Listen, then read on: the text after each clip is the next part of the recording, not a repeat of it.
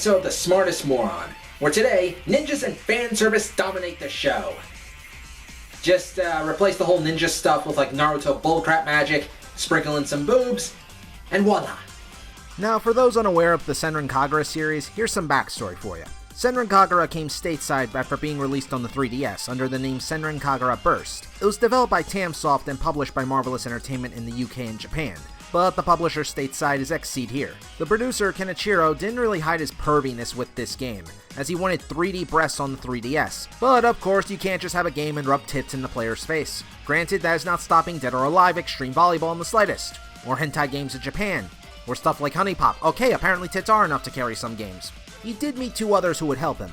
The character designer, Nan Yagashi, and the scenario writer, Yukinora Kitijima. With their help, the series had its own style. There were fears by Marvelous Entertainment about releasing this stateside thanks to America's views on sexuality and such. Granted, our sexual education is freaking awful. Don't believe me? How about you check out this video with John Oliver on the subject? No, seriously, it's actually pretty funny. But yeah, both countries have different views on sexuality and violence, which probably explains why we see more scantily clad women in games originating from Japan. And sometimes guys. It's kinda why it's almost unsurprising that the director of Lightning Returns decided rather than actually give Lightning a character, we'll just dress her up in outfits that don't suit her and give her bigger boobs with that jiggle effect. Senran Kagura Burst was a guilty pleasure of mine, since it didn't really run that smoothly and was otherwise super easy with some bad boss AI. Seriously, I could spam against bosses using only a shooting move from Yagyu. Despite some problems, it seemed to do well enough to earn a sequel in 2015. That was not really good. You can find my review of it in the description. However, it also spun off the spin-off sequel we have today, the Versus series. The stories of the Vita and 3DS are actually quite different. The Versus series seems to follow the Hebijo ending of Burst, while the 3DS series follows the Hanzo ending, just with some retcons here and there. And now let's face facts, the creators know what they are doing with the marketing and overall presentation. This is a game made by perverts for perverts. If you're not interested in that concept, I don't see this game turning you around on the idea. But I can probably hear some complaints about analyzing the story, such as, what story? Isn't this game just sexist or focuses too much on nudity? Well, not really. Well, okay, it focuses a lot on the boobs, but hear me out. There is an actual plot, which is why I'm reviewing it. And I had thought about going into details regarding sexism, but I honestly don't care and I don't really see it in this game. There was far more sexism present in Dante's Inferno with Beatrice, for crying out loud. Besides, it's not as if any of these girls are offering themselves to men for sex or anything. Haruka is the closest one maybe, but keep in mind, that's also the same freaking woman who freaking turns people into slaves or wax dolls. And even then, she kinda has a good reason for her attitude. But why give this game a free pass over, say, Lightning Returns, which otherwise just kept destroying a chance for Lightning's character to be good? Well, two reasons. Number one, have you not played 13-2? That already destroyed her character before Lightning Returns ever hit the store shelves. And number two, Senran Kagura is a frickin' fan service game. Stuff like this is expected and the plot is usually left barren. Hell, the fact that it actually has a plot and characters more enjoyable than some of the crap I played over the years is freaking mind-boggling. But let's actually see why I think that. This is Senran Kagura, Shinovi Versus. Also, because of the ludicrous amount of fan service, I'm just gonna put Heihachi's ass over here in the corner. Because I'm kind of evil like that.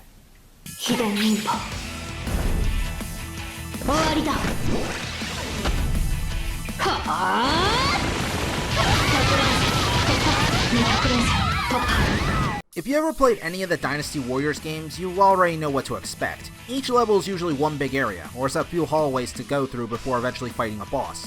Sometimes more than one, though this is rare. What helps is how fast and short these stages are, not dragging out in the slightest, unless maybe you're on hard mode. This allows for quick enjoyment of the story and gets straight to the point. This is complemented with surprisingly good visuals and it runs pretty damn smoothly. Minus some frame rate issues. Now don't get me wrong, it's a fun game to play. When you start out, combos are a bit limited at your first base form, but you can eventually transform and become more powerful. You'll then be able to string together fast and hard combos while mixing things up with ninja arts, basically Muso techniques that stop battle for an animation. These techniques can not only wipe out a good deal of grunts, but depending on which one is used, they can strip the opponent and lower their defense. But the enemies can do the same thing to you as well and have some different attack patterns. Or they could even ambush you as you try to rush through a stage. And you might be noticing something. There are a lot of animations to slow down the combat. Thankfully the sequel mostly gets rid of this kind of stuff, or at least makes it optional so that way the combat flows much faster. Really though, this is a minor gripe. The real problem is that normal mode is just, well, too easy. Even when my level was lower for stuff like the extra side missions, I rarely had any kind of difficulty. I swear, the gameplay's so easy that you could practically play it with one hand. I mean, was that their intention, or... Oh, shit. I just realized this is used. Excuse me 1 minute. I'll be right back. Soap! Hard mode, on the other hand, is a bit of a different story. This mode, along with 3 other fights, change things up, as usual tactics in normal mode do not work here. Here, I actually found myself stringing lists into combo spamming and switching to strong attacks to hit at the right time. If you aren't skilled enough or at a very poor level, it is possible to actually lose. You may even hold off on transforming just to make sure you can use it later to refill your health. Despite super armor bullcrap where they sometimes don't flinch, I genuinely enjoyed the boost in difficulty, forcing me to think in a different way in order to win. Plus, there's no real reason to grind either, which makes the game more enjoyable. Well, except maybe for the DLC missions for Suzune and Daidoji for their final fights due to how hard those are. The gameplay isn't perfect and needs some fine-tuning, but it can be a lot of fun and enjoyable in short bursts. I got over 40 hours on this thing thanks to all the story campaigns, but also with the Shinobi Heart scenarios. The catch though is that most of these are really ridiculous. Ikaruka's, for instance, is about upholding decency, until it's revealed she has been fighting all this time in her shredded uniform. There is the occasional serious stuff though, but let's save that for the story section. You can also dress up your characters in outfits and underwear you earn from completing chapters in the story mode, and then purchasing them with in-game cash. For some bizarre reason though, the developers decided to put in a freaking lottery machine. For underwear. This uses real cash. Well, you can use in-game currency, but this is pretty pointless. And a lot of the bikinis are just different colors of others, and... Okay, that is not a bikini, that is a freaking napkin. Other outfits are fanservice-y as well, though we do have some normal stuff. I did find palette swaps of certain outfits to be really damn good. I felt there was a weaker selection to choose from compared to Burst, though. Which is disappointing. Wait, there's a freaking kindergarten smock? Still not clean. Still not clean. Also, while I do praise the gameplay, there are some issues I'm sure you have seen throughout this entire review. The lock-on can sometimes be annoying, as can the camera angles the game just puts me in. Even for fan service, I don't really get this. And even hard mode is just a matter of timing strong attacks the right way sometimes depending on the character. And some characters can be really cheap, like Asuka and her freaking teleporting. Really, if you want difficulty, you can just go into frantic mode, which basically has the character lose all their clothes, well, except for bra and panties of course, and ups their attack power immensely. The trick though is that your defense is complete crap, so a few hits can easily make you lose. And given all the crap going on in these fights, it can be hard to keep up. Although if your character's already super leveled, they could clear the stages no problem. Maybe saying frantic mode was difficult if was jumping the gun a bit. There's multiplayer too, and is separated into 3 modes where 4 players are thrown together. Still, each mode is almost the same thing of having to beat the crap out of each other, the differences being in focusing on them, other enemies per points, or panties flying down. Of course. The game flows a tad bit better with no more transformations or cutscenes for techniques, yet the game runs slower at times too. It's honestly not really worth playing unless you want to see some chaotic stuff happen. Even then, you're probably going to be limited to AI bots, since, well, online is pretty much dead. Still, I'm sure when the game releases on PC as an enhanced port, things will get better. Wait, there's gonna be a PC release? Calling it now, Nude Mods. You know they do it.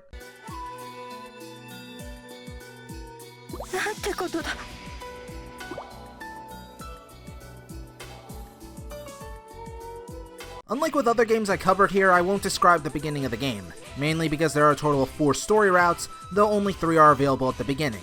The Hanzo route follows the original cast as they battle with the Gessen Girls Academy in the Shinobi Battle Royal. No, really, that's what it's called, and deals with their conflicting views regarding their own association with the old Hibijo team. The Gessen Girls Academy route is basically reversed, but this time they are less narrow-minded on the subject of good and evil, and they eventually learn over time that they are in the wrong, not just at the final battle. The Hibijo route follows the new squad as they try to kill off all the girls within each school, with internal conflicts brewing in the team. Well, it's kind of what happens when you just put a team of crazies together. Should you finish all 3 routes, you eventually play with Homura's Crimson Squad, where they do their own thing of being hunted by the new Hibijo girls and trying to find their own purpose due to their limited lifestyle since they are on the lam from rebelling in the last game. And by rebel, I mean Homura cutting Dogen in half for nearly sacrificing her team to summon a giant monster known as Orochi. Long story. The game switches often between the 3D models and a visual novel style to get its story across, which works thanks to the writing and sounds used. And let's face it, if every piece of story was using the 3D models, the boobs would keep jiggling like they have a chestburster alien inside of them or something. You think I'm joking? They're still moving by standing still, man! What is in there? The only real downside is that you should probably place Burst Story Mode, especially from the Hibijo route. It's what made these events much more interesting to see play out in how the characters' lives are developing. Without that knowledge, it becomes a tad hard to get invested with the Hanzo and Crimson Squad routes, since you won't really know of the development that happens beforehand. Another misstep is how some development is handled. In some cases, the rivals provide nothing of real substance to the other character. It's mostly there for jokes or just a straight up fight. It's kind of disappointing in that regard, mainly just thrown in there so every character can get a chance to be playable on each chapter. I think the Hebijo route suffers this the most, because the girls only really develop during the very end of their route. Plus, some characters will never appear again in other routes, such as fighting the Hebijo girls using the Hanzo characters, and then never seeing them ever show up in the Hanzo story ever again. It felt like a drive-by cameo. Even strangers down the Hebijo route, they kinda screwed up with the Guessing Girls. You see, it was already established that Murakumo has a deep hatred for Ikaraga due to family problems. Yet she ended up targeting someone else in the Hebijo story because... no real reason, it makes no flippin' sense. Sometimes even resolutions felt weak and just did not make any sense within the context of Senran Kagura. For instance, the CEO that adopted Murakumo apparently and is using her as a bodyguard / executioner. Okay, there are a number of problems with this. One, she's a damn ninja and she's trying to kill them while out in the open. The series always hammered in and not revealing themselves. 2, he's actually committing open murder. Are you freaking insane? I don't think you can cover that up. Just look at what she's wearing. She's like a sexy serial killer in that outfit. And yes, I already know about the sexy Jason and Freddy Krueger figurines. Don't look them up. And 3, this plot line right here, we never see the company dudes ever again. Or how about the stuff with Katsuraki's parents? Given how the series has always pointed out that the good and evil shinobi aren't, black and white, I find it hard to believe that they would stick to their word. Again, I know it's a fan service game, but when you introduce these serious elements, of course I'm going to criticize them. That being said, it's still all enjoyable for the parallels within each school's line of thinking. So let's not waste any time and delve into some spoilers right now. Aka, mai shinobimasu. Yumi, shinkon no yume ni shizumimashou. Given how I have already discussed everything else in detail, I'll focus on themes. I can't really give character details too much for several reasons, mainly that there are over 22 playable characters and we'll be here all friggin' day. Besides, I made a new show specifically to go into detail regarding good characters, which you can totally check out here with Milia Rage. So we'll try to take a look at the teams and what kind of stories are trying to be told. The overall main focus of the game has always been balance. On the surface, things seem very clear-cut, but the original game managed to show that it wasn't that black and white, at least by the time the Hebijo route became playable. Shinobi Versus adds on to this from the old formula by giving us 2 different extremes into the mix, law and chaos. The Guessing Girls represent law in its purest form, annihilating everything that goes against the ideal peace, following their own brand of justice. But this includes eradicating the Hanzo team since they associate with the old Hebijo girls. To them, bonds with an enemy are just worthless, in particular for Yumi. Their grandfather Kurogage was the one to help instill this belief into them, having a deep hatred of evil shinobi and forced into exile by his peers because of his extremist attitude. While in the Guessing Girls route they learn over time, in the Hanzo route they're pretty much obsessed and single-minded. So each story route does take characters following a different path based on a choice as to whether or not they did certain actions. But we do know their obsession in both routes. They just want to satisfy their grandfather, who is dying, and just wanted to grant his wish. In the Hanzo route, the moment comes to a sad end when their grandfather uses all of his strength to stop Yumi before she got herself killed. It's where the balance comes into play again. For the Guessing Girls' grandfather Kurogage, it was the Guessing Girls themselves, bringing him the happiness he gave up when he became a renegade. He could have easily turned them into mindless killing machines to do what he believed was right, but he didn't, wanting them to have their own lives. He only went to destroy Hanzo to accomplish his old dream, when he already had one being fulfilled. The little girls he trained growing up and being happy. And when you look at the story more, it's not just a matter of good and evil, but also kind of in tradition versus opinion. The Shinobi Battle Royal itself acts as that battle, as no one ever really burns down the other academy if they win. Well, provided they have development and aren't the new Hebijo girls. And this kind of thing is shown again with 2 other Guessing Girls, Ryobi and Riona, who actually buck all the rules around being a good shinobi for the sake of revenge against the current Hebijo squad by joining them, and planning on killing them when the time is right. Yet those feelings are conflicted with information they found out about their older sister, as well as bonding with the group they wanted to kill. There's only really acceptance after everything is okay, because some real crazy crap goes down. Murasaki herself shows the pressure of family values even more, as pretty much everything was just forced onto her, and she actually ended up turning into a shut-in because of her insanely powerful abilities. And taking some not-so-extreme beliefs, some follow others not for power or anything, but simple friendship, like Imo and Miyaba's relationship. The emotional conflict between everyone in the Hebijo route kept me invested, and it's probably the darkest route, particularly for Murasaki, who easily has the darkest and most depressing shinobi heart level of all, that actually seems to touch on suicide for a bit. It was, well, not what I expected. I mean, usually the Shinobi hearts are, lighthearted and stuff, but hers gets into some really dark territory. 私なんていらないいらないいらないいらないのは私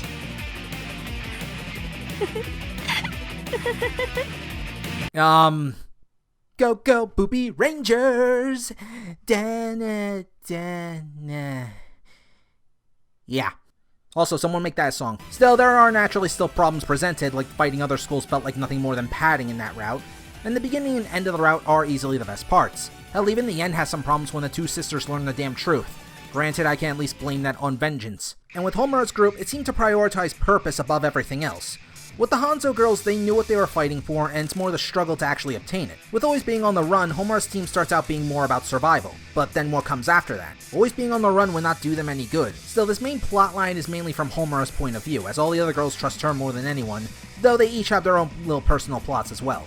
I don't want to give too much away since I want to do a character analysis for Homura in the future, but purpose has kind of been a common thing for the female Wolverine. She has the strength to keep going thanks to Asuka being her rival, but then what to do with all that power? Thankfully her teacher has the answer with a higher calling, monster slaying, specifically Yoma, and the Yoma are pretty much monsters born from the hatred between good and evil Shinobi, as well as their fights. But the main point is she finds her purpose, as do many of the other girls as they join her. It also highlights why I like Homura's team more than anyone. They show the ability to move forward past tradition, past any rules set, and just do their own thing. And even though I didn't really like Senran Kagura 2, that ability still remains strong. My main problem with the story is that some characters felt incredibly underdeveloped, though the Gessen girls at least develop as a group more than individually, so I'm not really that upset about some characters. It still didn't help that people like Minori felt incredibly off, especially given the situation.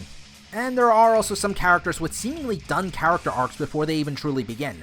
It's probably why the Hanzo route felt the weakest until the Gessen girls were involved.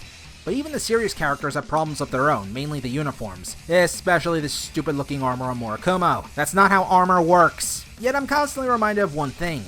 Fanservice game. Had they all made the characters dark and such, I don't think the story would have the same kind of charm it does now. Not to mention the light stuff can serve as a good breather from dealing with all this heavy stuff like death and sometimes even suicide apparently. Maybe it's because I've been exposed to so much anime and ridiculous crap like Dante pulls off in his games, that I can still take some stuff seriously. Well, at least certain parts of the plot. What also helps is the humor is entertaining, makes you laugh, or at least evokes some kind of emotions besides head tilting. Combined with all the themes presented, and after saying all this stuff, I have more of an appreciation for the story than I thought possible. I originally picked up Burst because my friends were saying I take things way too seriously sometimes, and I wanted to prove them wrong. What I expected was a dumb little hack and slash. What I got was a broken hack and slash game, but with surprisingly good characters and story I can always count on to pick me up after a rough day, or get me more invested in what comes next in the lives after this game. Homura's ending in particular has me stoked. And with Homura deciding to slay demons and stuff, and how the other girls are actually joining her as well, I can't wait to see how the story unfolds!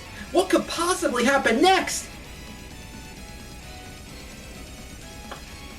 Yeah, I almost forgot this was a fan service game. I honestly deserve to be hit for that. Oh, my ear! よかったわ。とっても上手だったわよ。 Overall, how does the game hold up? Well, a fairly decent game, made for perverts by perverts. Just don't really expect that much of a challenge, though. I don't see this being the game to turn around those that are against the genre, but it does manage to easily surpass the 3DS game it originated from, with far better visuals and faster gameplay. Even the plots for the characters aren't bad and do enough to expand on most of them. Sadly, not everyone gets some genuine development, relying a bit on the previous game to get the most out of the Hanzo and Crimson Squad characters. Hard mode does help for more of a challenge, but more for super armor as opposed to actual gameplay. Overall, if you already like the Dynasty Warrior beat-em-ups, there's a good chance you may find some enjoyment with the game. Just be prepared for what you're getting yourself into. And yes, this is compatible with the PlayStation TV as well. The main point I wanted to make with this review is that Senran Kagura is definitely more than just some pervy game. Although that's definitely the main drawing point, no doubt about that. There's interesting characters and story present within a game that, well, let's face it, usually lacks this type of stuff. The fact that they decided to come up with interesting backstories for some of the characters was surprising and definitely welcomed.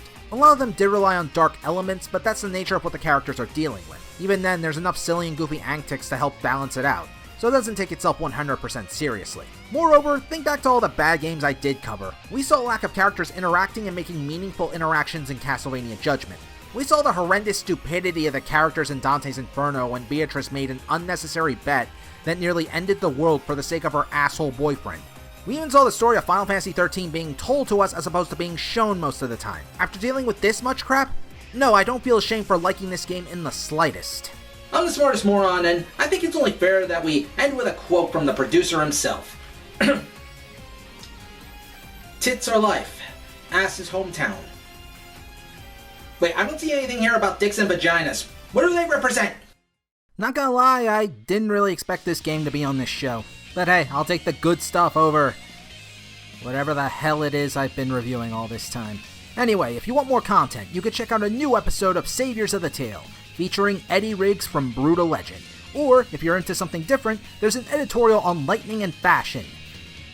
Yes, that is a real thing that just happened. At any rate, be sure to like, comment, subscribe, and share with your friends if you enjoyed it. Until the next review, everyone, which will hopefully be soon. Maybe. Hopefully. God, I hope it's soon. She got a great ass!